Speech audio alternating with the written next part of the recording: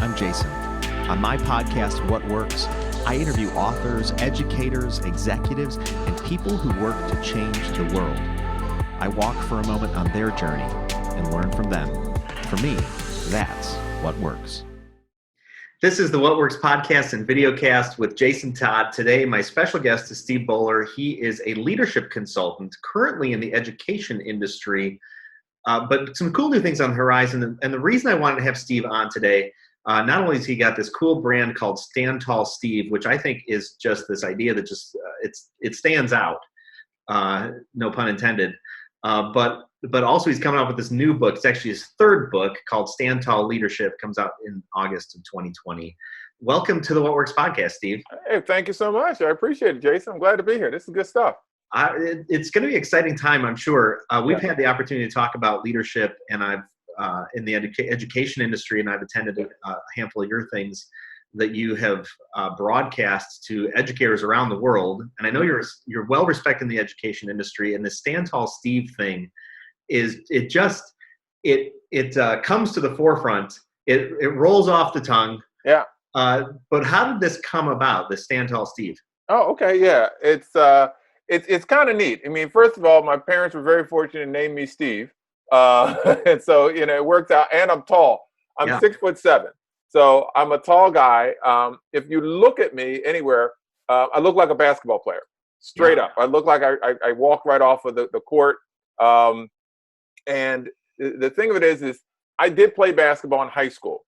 That's it. I did not play in college. I didn't play pro.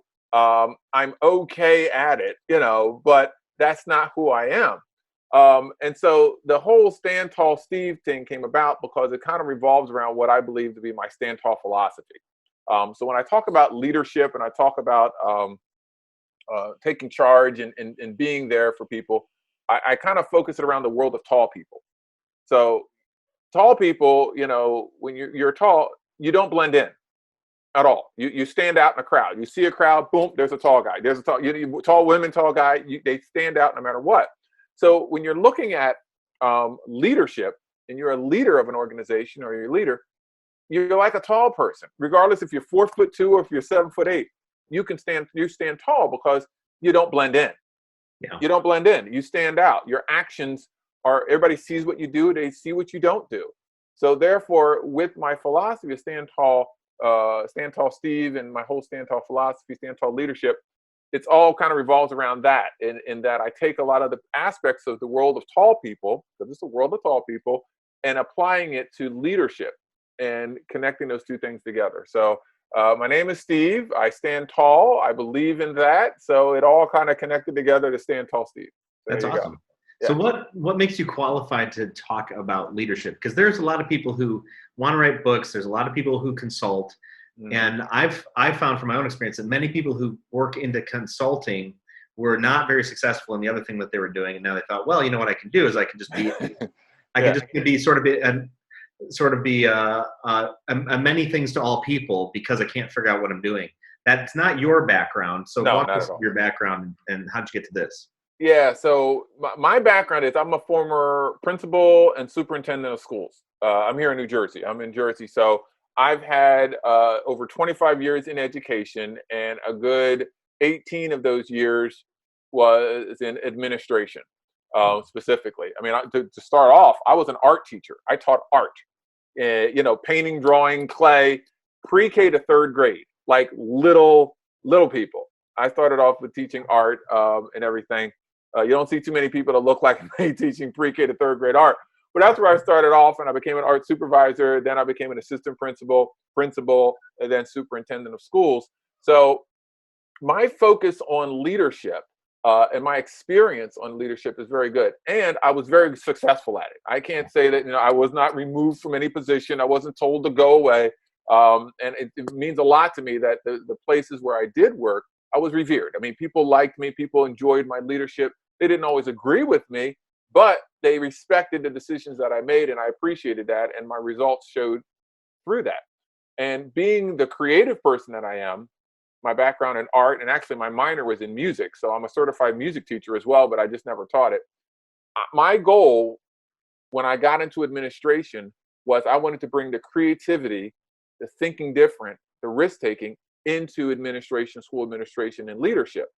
And that's what I did. And I was able to do it well. And so therefore now when I go out and I say I consult and I speak and I train, these are things that I've done that worked and things that I did that didn't work. I mean, that's the other piece of it. I'll straight up tell you what didn't work. You know, it was a hot mess with this, but these are the things that did work wrapped around with my, my stand tall philosophy and my beliefs and the outcomes that I've gotten. Yeah. And you've continued that success through this Stand Tall Steve brand. You're a national speaker, and you're invited to go to organizations to consult with them, and then you're invited into schools to help solve problems, kind of as an outside independent view. But you also have this online community where people look to you for information and insights. What's that about? Yeah. So. And you're right, I do. I do consulting with districts. I do speaking at conferences and training at schools and such like that.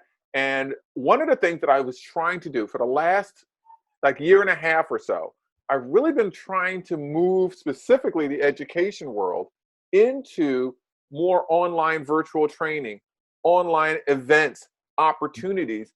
And be honest with you, I was getting a lot of pushback like crazy. They didn't get it. Then COVID happened. And all of a sudden they had to. And so I really started pushing more these opportunities for educators and for leaders to come together virtually to learn, to get ideas. I mean, I've had some, as you said, some different online experiences. I've had these webinar events, I've had these meeting events, and there are a wide variety of different things. The one area throughout April, I had a virtual event, which happened every Tuesday and Thursday throughout the month of April, where leaders and educators could come together and we had training and provided information for them for free. I mean, just free. It's just stuff that you can do, connect people together. And then I provided another session called Motivate the Motivator, where, I did that one in March. And the reason why I did that one in March is because at this time, schools and leaders they're trying to get through. These schools were struggling with this online, and it was emergency online learning. That's what they were doing. And they were out there trying to motivate their staff. Well, who's out there motivating them? Yeah. Who's out there inspiring them, keeping them going? So I did a virtual series called Motivate the Motivator. And it was all about inspiring and encouraging those people who are out there who are leading to motivate others, refuel your battery pack so you can get through. And then once things started to change and we had the unfortunate situation with George Floyd and the world kind of shifted as it related to race relations, I created a series called Safe Space in Education. It was a virtual series there where educators can come together in a virtual format, and it's a safe space. Nobody's going to yell at you. No one's going to get mad at you. No one's going to tear you down, for you to voice and to learn about race relations as it connects with education, leadership, and those kind of things. And that one, I mean, that just, it hit me here, and it was good. A lot of people with the situations that are going on, specifically in the African-American community, they're protesting, they're making their voices heard and things like that. I'm going to be honest with you. That's not me. I'm not going to go out with a sign screaming and yelling and protest. I'm just not going to do it. It's not me. But I do have a voice. Yeah.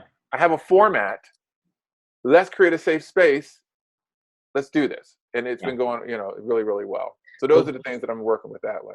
It seems to me that one of the threads that holds that all together is that this idea that you're impacting leveraged individuals. So a teacher is a very leveraged individual because you can impact one teacher and they impact hundreds or thousands of students.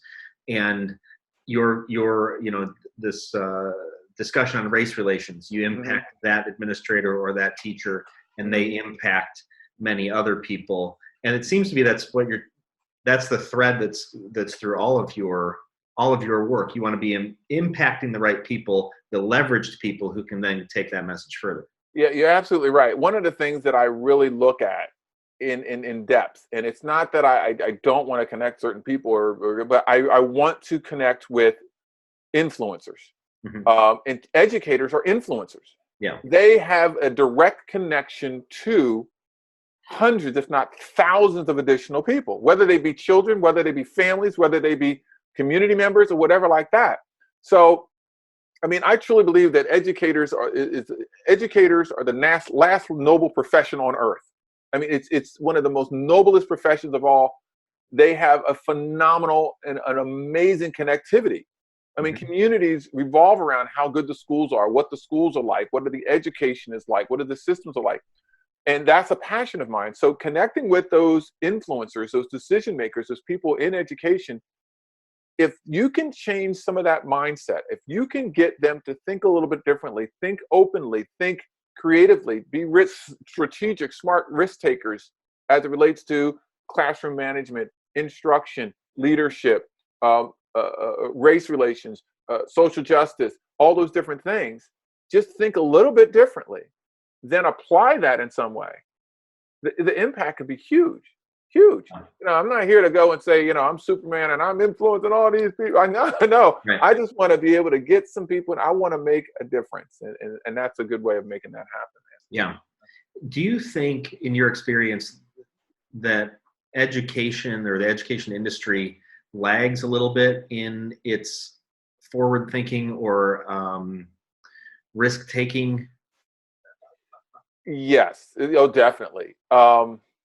I mean, that's the reason why I got into administration to begin with. I mean, I'll be honest with you.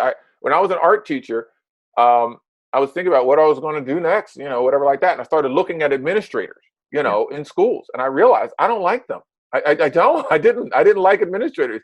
They weren't risk takers. They were stuck up. They were stiff. They didn't try anything new. And if they did, they were afraid to do it. Now, don't get me wrong. We're dealing with kids, okay? There's a certain level of cautiousness and conservativeness that you have to have with kids. Right. But you still need to step it up. Let's go. And then when we're having these new ways and things of thinking and doing that are taking off in the world, educators are like, I don't know. Let's go for it. Let's try this. Let's do a pilot. Let's figure something out. So one of the things that I really do a lot of, and I do it well, and I'm glad about doing this, is providing educators with new perspectives of how to do certain things.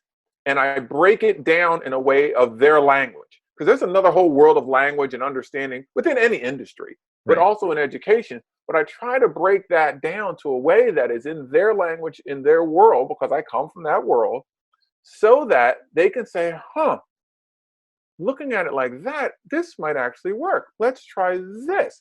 And I've seen phenomenal results from that. People feel better that they can take a risk, take a chance, go for it. We talk about messaging and branding. Like, one of the big things, we talk about educators kind of jumping in and doing things. One of the things that educators don't do enough of is they don't do marketing and branding. You know, if they want an idea to take place, to take shape, they got to do some marketing and branding. A company gets a new product. What do? They get a marketing team together, right? Or a marketing organization. They come up, they figure out what the look of it's going to be, the sound of it's going to be, when they're going to talk about it, how often they're going to talk about it, what is the values that you're going to get out of it. I mean, all this. Educators, we have a new educational program to bring it into a school or to a district. All right, let's do a training on the teachers. All right, I wonder why it's not working. What's going on? You got to brand that puppy. You got to market that thing. What is it going to look like? How often are you going to talk about it? When are you going to do the training? When are you going to do a follow-up? When are you going to do market reach? I mean, there's all these little pieces. Now, granted, educators are busy doing things, but it's simple little things like that that can build in a district, in the leadership and doing things. Don't you think there's a disconnect? I just perceive this. Now, I've never been in education. I've always been on the business end of things. But there's a disconnect, a kind of a hard line between education and schools and then business. And the two don't talk to one another. When I do believe that there's an element of the gift of being an educator, the talent, the innate personality that makes you a teacher. And that right now is expressed generally in the education industry. But I think that talent transcends or can transcend all industries. But people tend to be shoved into education, which then puts them in this little box, and they stay away from business. And then business never goes back to education and says, hey, let's run this like a business, because, that's education. Yeah. I don't want to be a teacher. But I think, so I'm thinking there's like two things going on here. One is this divide between education and business, and the principles somehow shouldn't cross, and we never talk anyhow. And then this idea that if I have the gift of being a teacher, I don't belong in business. I belong in education. And there's so many things that can cross-pollinate very easily with that. There's things that are in business, because you have to understand, well, I found this out specifically as a superintendent. School's a business. You're running a business. Your product are students, all right? Nothing against them. I'm not saying that they're little machines or nothing like that, but your product is the knowledge of your students, all right? Your workers are your staff and your teachers and your infrastructure and everything like that. You know, it's a business. You have to run it as such. And so there's things that you can pull from the world of business that can flow into education. Then, from the education side, how do you get other people to learn something? How do you efficiently and effectively get them to understand, to get buy-in, to get to have that willingness to move forward with things, to believe in your product, all right? To get those things, to communicate and to learn and move to the next level. There's so much in education that can go into business to allow them to do that. From the leadership level all the way down to the sales rep, to the pharmaceutical rep, to whatever area that you're talking about. There's a lot of those pieces that cross-pollinate, that connect over, and vice versa. Because some of the things that I talk about specifically in the leadership area within education is some of those business aspects. And then when I speak in the business area, because I do speak in the business area as well, is I bring some of that knowledge of that climate culture piece over into the business area on how you can get the results that you need. And that cross-pollination, it's definitely there. And it can make so much happen. I'm glad you brought that up. You're right. It's definitely there, and you shouldn't be afraid of it. Go for it. Yeah. It seems like you throw yourself in the mix in the middle of all this and stir the pot and invite people to think differently, challenge them in ways that they have not been previously challenged. Yeah. And that's what it is. And here's the other thing, I've had other speakers, consultants, trainers and stuff, and they says, yeah, I stir the pot, and I make them think I give it to them, and I put, man, I'm not going to throw anything up in your face. You know what I mean? You're going to be like, whoa, it's too much. I try to do it in a way that it is, number one, it's common sense, because, again, common sense isn't common anymore, all right? But, try to make it digestible. Do it, you know what? That kind of makes sense. Yeah. Is that what it is? Let's try it. Because the probability of someone actually stepping in and doing something increases if you're not slamming it in their face or whatever like that. Yeah. So I push it a little bit, but I make it palatable that it can be digested and they can start doing things. The one thing that I love, and I get this from most of the people that I work with, is they say to me, I could do that tomorrow. I could do that tomorrow. And they do. And they get back to me and say, I did it. And oh my gosh, the results that I got. Here's a good example. I want to give this, if I may. Yeah, please. All right. There's this one thing that I do called daytime DJ voice, nighttime DJ voice. Okay. It's all about how you talk to people. All right. How you talk to people. So like on the education side, I say nighttime DJ voice, daytime DJ. Your nighttime DJ. So when you listen to the radio, nighttime DJ, what do they sound like? Hey, baby, how you doing? You nice and smooth. You got the quiet storm, and you're like, yeah, right? Daytime or morning time DJ voice. What is that? Hey, good morning, everybody. We're so glad to have everybody. Oh my goodness, this is so funny, and it's energetic. Boom, exciting. Here's the problem. All right. Specifically, let's talk about classroom management. When you talk about schools and kids. Yeah. A lot of times, teachers use their daytime DJ voice for negative things, and then their nighttime DJ voice for good things. Student doesn't do what he's supposed to do. What are you supposed to be doing? Sit down. How come you're doing this? That's the daytime DJ voice for something that's negative. And then the student does something well. Good job. That's it? Right. Are you kidding me? That's the nighttime DJ voice for something that's good. Flip the script. When a student does something they're not supposed to do, use your nighttime DJ voice. What are you doing? Why are you doing that? That's not what we do here. Nighttime DJ voice. Kid does something right. Oh my God. Hey, way to go. Like that. But it's the opposite. The results that you get by simply switching your daytime DJ voice with nighttime DJ voice, the results are unbelievable. That alone, I get more responses from educators, teachers, administrators, just implementing that one thing. They see giant gains in the students. in the students just instantly. Yeah. Instantly. Let's flip this over to the corporate end. You're a supervisor. You're dealing with situations. All right? Someone's not doing what they're supposed to do. Send this email. Daytime DJ voice, something negative. I got to get on them. We got to reprimand them. Why are you doing stern voice? Use a nighttime DJ voice for the negative things. Why are you doing this? This doesn't go against. This goes against what the company policy is. This isn't what is supposed to happen. When they're doing what they're supposed to do, they're doing well. Hey, way to go! Awesome job. I like that. Everybody see what he just did there? Way to go. Now, granted, that might not be your that's not my personality, but just a slight adjustment from a daytime voice, nighttime voice, DJ voice. The results will be like that. Yeah. Same kind of thing. And that's why I love these instant turnaround. Just think of it real simple and easy. It could happen. Yeah, and you've had the opportunity to experiment with these things, and so you've seen it. Oh, yeah, I've used it. And are these the types of things you're putting in your book then, this idea of stand tall leadership? Oh, yes, totally. 100%. My book that I have, Stand Tall Leadership, is all these different types of things that are simple, easy to implement. Clearly, first of all, I clarify it and make you understand what exactly this is we're talking about. And then here's what you can do. All right. This book, it's not a book about the story of my life. If you want to get a book, if you want to know about the story of my life, give me a call. I'll tell you everything you want to know. All right. We'll go out for a drink or something. But in the book, it's reference. It's like almost a mix of a self-help book and an instructional manual. So it's just like, look, here's some basic things. I start off with what is Stand Tall Leadership, what it's all about. Then we go into what is leadership really about? What does leadership really mean? And leadership really is all about influence. That's what it's about. How are you influencing others? Yeah. Then we go into the results formula, how to get results out of people. Then we go into how do you maintain those results by maintaining a high level of integrity, what integrity is. We go into what is the difference between compliance versus commitment. There's a big one. Are your people all working with you under compliance, or are they committed? Because compliance, compliance is necessary. You need to get compliance. Rules, expectations are necessary, but compliance is a low level of accomplishment. It is. Right. Commitment.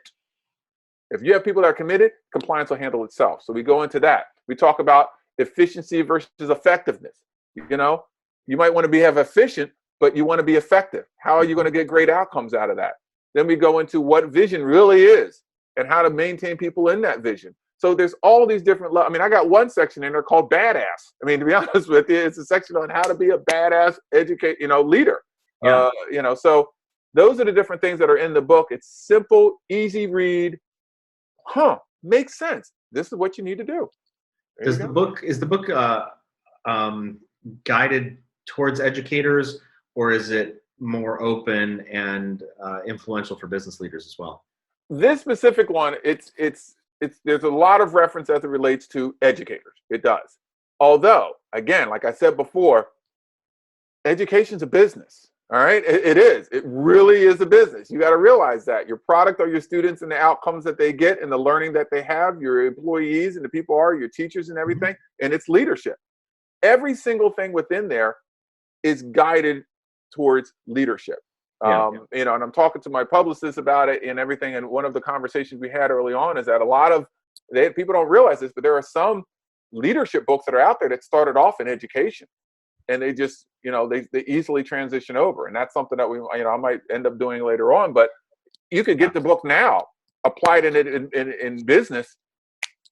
Same thing. It works. It seems like the principles you're talking about are just human nature principles. They work across all people, regardless of the industry. It's just you're changing the nomenclature to make it palatable or acceptable to educators, which the verbiage might not work across all industries. It seems to me that's where you're kind of headed with that.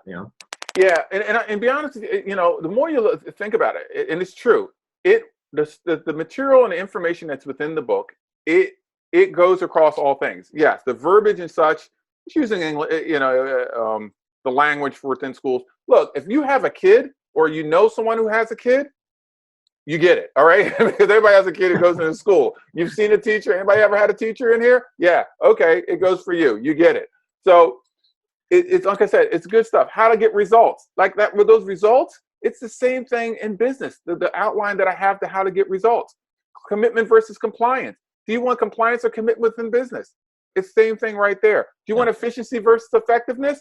Yes, you got to have that fine line and know the difference between the two of those things. You know, what is leadership? Leadership is leadership, whatever the area you're in. Because truthfully, I know tons of superintendents. I know tons of principals and superintendents all over the country. I got a wide network that I know. They're reading business books. They are. They are. Because they have to apply them into what they're doing. Yep. It can go the other way. It really can. It's the same type of thing. Same type of thing. Yeah. Interesting. What are the some of the standout examples of people who have applied some of your leadership principles? Either maybe things that you've done, or maybe you've heard from other people when they've applied your leadership examples. What's occurred for them? Well, I had a school that was out in the Midwest area. It was the Illinois area. Went and did some training with them, did some consulting and things with them. What they did is they one of the things with my results formula, the big main area with that folks with the results formula is what it is that you respect and value. Identifying that, clearly identifying what you respect and value, and then we build off of that school-wide. So we had this one school that did this. They've implemented it throughout that year. I mean, they had the best year that they've ever had. They wrapped everything around what they respect and value. They recognized, rewarded, reinforced all the different areas within that school. Their outcomes, and again, in schools, you measure those outcomes by doing some specific surveys for climate and culture, and as well as your academic outcomes, increased significantly. The district's like, what in the world's going over there in that district, in that school? So they said, hey, this is what we did. Brought me back. I started doing it with the district level. Then now we have 4 schools in the district that did it. Within the second year, boom, they started excelling over top of everybody else that was there. It's just, they were just like, what in the world's going on here? And then COVID hit. But, it's still, but here's the thing, even with COVID, the schools that were struggling are the schools that didn't have a positive climate and culture before it hit. Okay. The schools that were accelerating are the ones that had the great climate and culture before it hit. So guess what schools in that district did exceptionally well? Well, the ones that implemented some of those strategies that I told them about, and they kind of made it through on a much better level than the schools that didn't. But there's one situation right there. I've had I did some presentations at a couple of different business conferences just on the results formula, sticking with that one. And I got some feedback from a couple of people who took it back to their industry, and they said, look, I implemented this results formula at a small level. He says, we won, or their sales were the best of the quarter. And I said, and they feel that it was a part of them implementing this whole concept of what it is that I kind of put out there. And that was really great for me to hear. And then, I got, if you go to my website, I got a whole section of great testimonials as it relates to the presentation and how the outcomes that they've had, with that. So, yeah, I've seen real outcomes with this. And the thing is, people are implementing just parts of stuff that I do, and they're getting some great outcomes with it. That's awesome. It's pretty clear that you're passionate about this. Where does that passion come from? Like if somebody said, why do you care, Steve? Why do you care? It really comes from, down at the root, I really love people. Now, if you asked me this back when I was inside of a school, I'd say I love kids, and I do. I'm a kid nut. I mean, I love kids. I just think they're the best, and it's just fun to work with them. But then as I became more of an administrator, now I stepped out a little bit more. I love leadership, and I love seeing people do better. It's just exciting to me. It's back when I was in high school, I told my mom and dad one day, I told my mom, I says, you know what, I'm going to go outside. I'm going to play some basketball. I had a hoop out in front of my house. When I come in, I'm going to apply to this college. We're going to fill that. It was my senior year. We'll fill out. She said, okay. Yeah. So I went outside, shooting some hoops. 2 kids came by. They were like 7, 8. And I was like, hey, you guys want to shoot hoops here? They're like, oh, yeah. So I stood out there for the next 2 hours playing basketball with these 2 kids.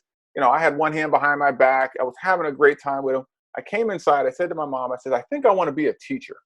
And she said, oh, thank goodness.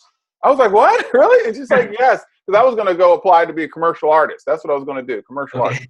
And I was like, what? She says, you've been an educator and a teacher your whole life. I said, well, why didn't you tell me? She says, because if I had told you, you might not have done it. You know, you had to find that on your own. And I was just like, well, I was really excited about it. And she's right. I love teaching people. I love interacting with people. I get such joy out of other people doing well. And it's not to a fault of my own. Don't get me wrong. Steve loves Steve. Steve's going to take care of Steve. But through that process, I love to see other people do well. And especially with leadership, I love quality leadership. And it just means so much to see that transformation in people and in organizations. And if I could be a way to help that and make that happen, I'm there. You know, and I am, you know, you can see I'm animated. I'm an animated person. So it oozes out of me the desire for people to do well. It really does. Yeah. So what then, or how do you express your frustration when people can see the principles? You clearly outline them. You know, like you say, you're this animated guy. I think at times you would care more about that person's success than sometimes they can care about it themselves, it seems. Mm. What do you do, or how do you speak into the situations like that? Well, you know, it's interesting. One of the chapters in my book is people that you just can't help. It's a whole section on there, people you just can't help. All right. You can't help people who don't think they need help. Yeah. You can't help people who think that they don't need help right now. You can't help people who don't want help from you. You can't help people who don't want to do the work necessary to make it happen. So those are just a few things that I talk about specifically in there, because as leaders, we always want to help. And you can tell, I love helping people. Yeah. But this is a realization that I had to come to myself. And once I came to this, I can say, look, I can hand it out for you. I can wrap it up, put a bow on it, and also give you a gift certificate. But unless you are at the point that you can accept help, all I can do is give it to you. Right. You got to open it up and use it. And there was a time that I would be, my level of frustration, I would go back to, no, you know what? You're one of them people I just can't help. When you're ready for the help, I'm here for you. I'll continue to be relevant. I'll continue to provide you information. And as I said, I had a whole chapter just on people that you can't help. Yeah. Because there are people you can't help. But I do. I still have that passion. I love. But it was a long, methodical process for me to get to this point. If you talked to me a good 10 years ago, you know.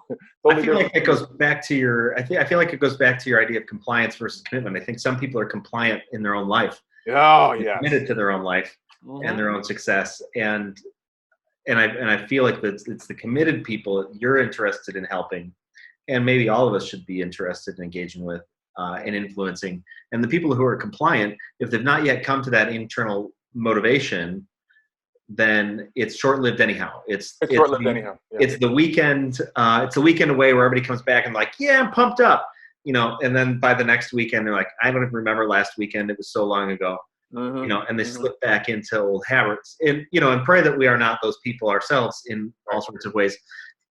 So this is something you've addressed in your book, that there are people you just can't help, and that's the way it is. And that's fascinating to me. How do you? So you were an art teacher.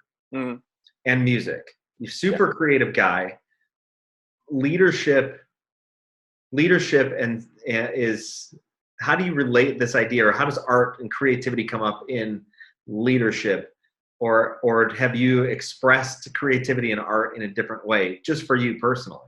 Yeah, I'm one of those creative people. It's interesting, you know, my father, he has a degree in mathematics and physics from Marshall University. Okay. And my mother is a registered nurse for 30 years. They are the furthest thing from what I am. My brother has a degree in theater from University of the Arts. So here's my brother and I. Yeah. I'm a musician. I play trumpet for many, many years. Visual artist. I can paint or draw anything. Actually, that's right there. That's one of my pieces right there. Really? Yeah, that's one of my pieces. Oh. I can paint or draw this. I used to own a mural painting company, actually. Even I used to paint murals in people's houses, the whole nine. I was full on. I used to go to dog shows. People don't know this about me. I used to go to dog shows. Dog shows. Yeah. I would take my art table. I had a little pickup truck. I would put my art table on the back of my pickup truck. I'd go to the dog show. I'd get a booth. I would set up my art table. I would have paper, and charcoal. And I had a Polaroid camera. And I would go to dog shows. People would come to me. I said, "You want a drawing of your dog?" "Yeah." "Oh, but she won't stay still." "It's okay." Shake the Polaroid. "Okay, come back in 20 minutes. They're like, 20 minutes? Yep. I can draw a dog beautifully in 20 minutes. It's just fur. It's basically fancy scribbling. So I would,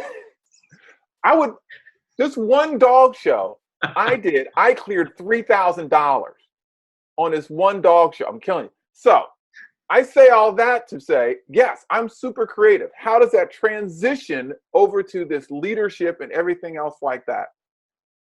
I truly feel that creativity it's a mindset. It's how you think of things. It's how you see things. The manifestation of that creativity is practice. Drawing, painting, playing. Because I was a trumpet player. Yeah, I didn't practice as much with my trumpet as I did with my drawing. That's why I became a visual arts teacher. It's the manifestation of that. Creativity is the way that you see things, the way that you view things, the angle of things, the abstractness of it all. So when you pull that over to leadership, number one, you have to understand the rules of leadership. All right, because you go in there being super creative and you don't know the rules of it, you're going to fail instantly.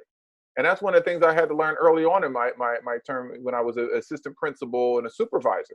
You got to understand the rules of leadership. Once you get those rules, then you can overlay that creativity onto it. You can see, okay, I have this creative way, this different way of viewing things, this creative need for it. I can't take this risk until I know the rules. Yeah. So once you know these rules, then you can overlay that creativity and then you can work within those rules in order to make it. One of the big things about creativity within leadership is patience. Because creative people want creativity immediately.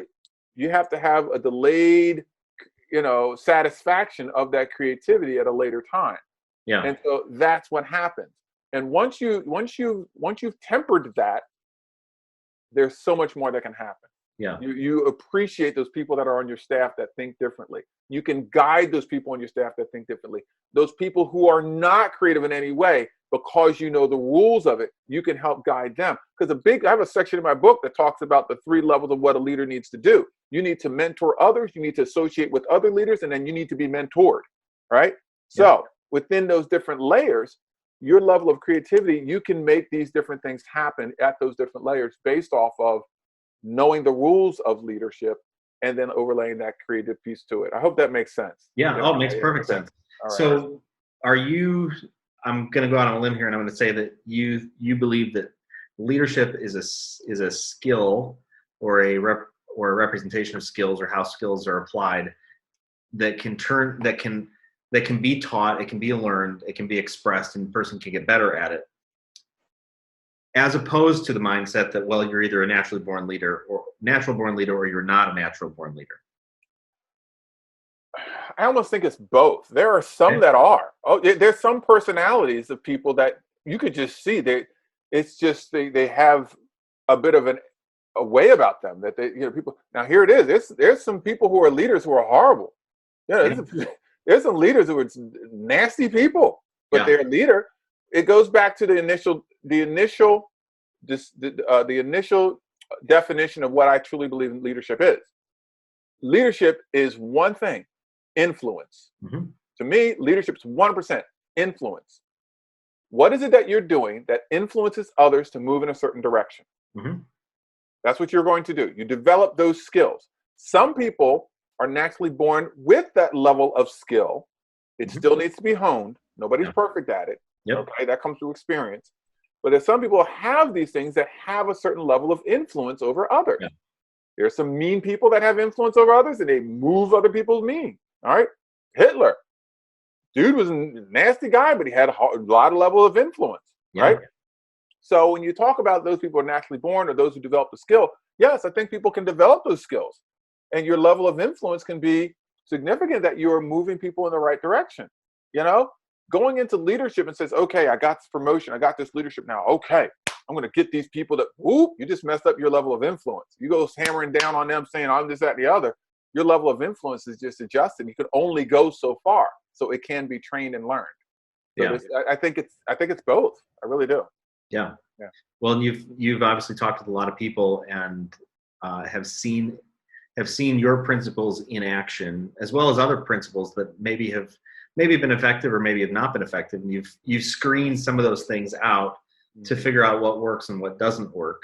Yeah. Which is, I mean, my podcast, my video cast here is the What Works podcast, which is, and the motivation for that is, if a couple people come together on the journey and walk for an hour with each other, they can learn from one another and have the opportunity to apply what has worked and what hasn't worked, from another individual.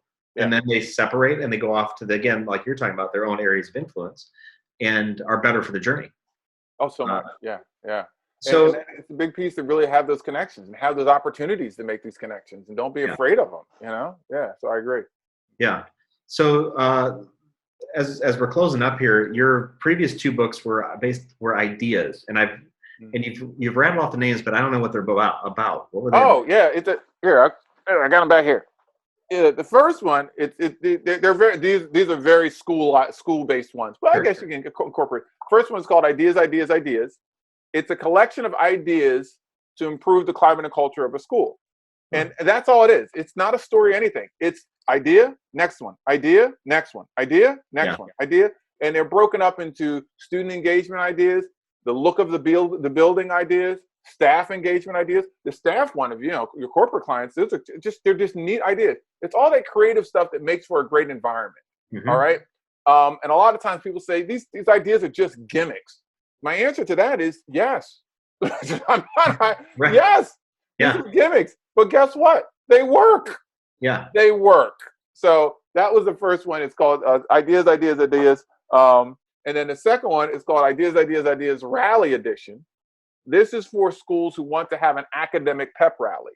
And what that is like, if anybody thinks back to when they're in high school, you had the big pep rally for the big game, right? Everybody comes, yeah, go football, go basketball, woo, woo, woo, cheering and everything, all the different sports things. It's the same thing, but for academics. The last I checked, schools are designed for academics. They're not designed for sports. Don't get me wrong, high school basketball player, love sports. But last I checked, we need to be celebrating academics. Yeah. This is a how-to run an academic pep rally. Wow. When I was a building principal, I would have 6 rallies a year. 6. We would celebrate the beginning of school with a rally. We would have a rally at the end of each marking period, and then we would have an end of the year another one that we would have new students coming into school rally. Then we'd have a beginning of the school rally, then one at the end of each market period to celebrate academic success. And this is basically an ideas book on how to make that happen. But yeah, that's what they're about. It's just you just overlay that creativity level on there and just, you know what I mean? Yeah. Well, I think you'll appreciate this. I had a guy come up to me at one point in time, and I had been influential in helping him in his business. Mm-hmm. And he took me out for coffee and said, tell me, how have you achieved things you've achieved? And I thought long and hard on that. And there's so many ways you could go with it. And I said, well, at some point in time, I just came to the realization that the rules by which we operate are all made up. And they were all made up by people like you and me. And so we have the opportunity to assess what it is that we're doing, do away with things that no longer work, don't make sense, and create new rules of operating that do make sense and move forward on those. Imagine that. It's how we got to where we're at, and it's how we're going to move forward.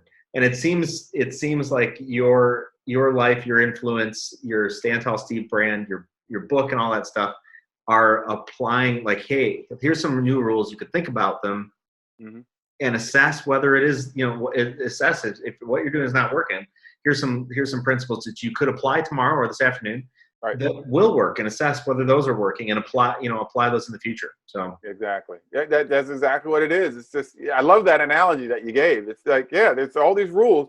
And that's why I said before, understand the rules, understand the basics. All right, now let's overlay this creativity. Let's get a new way of thinking. Let's figure out some other opportunities or ways that we can do this. And that's pretty much what I try to do on a regular basis, man. That's the Stand Tall philosophy. That's the Stand Tall way of doing it.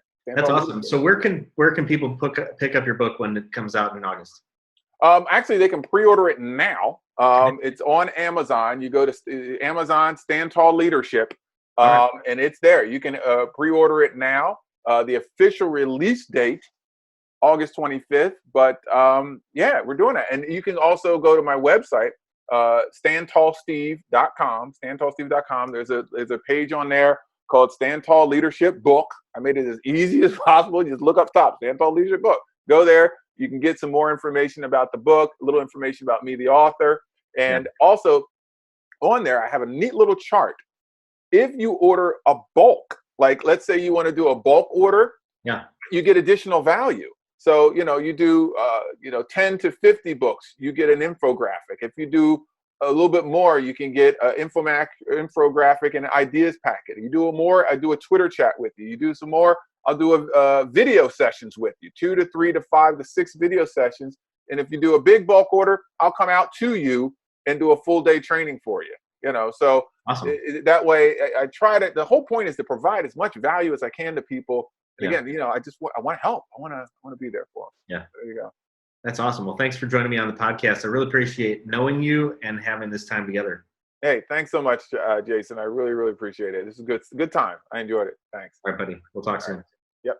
If you know a person working to change the world who would be a great guest on the What Works podcast, contact me, jason@therealjtodd.com. You're listening to What Works with Jason Todd.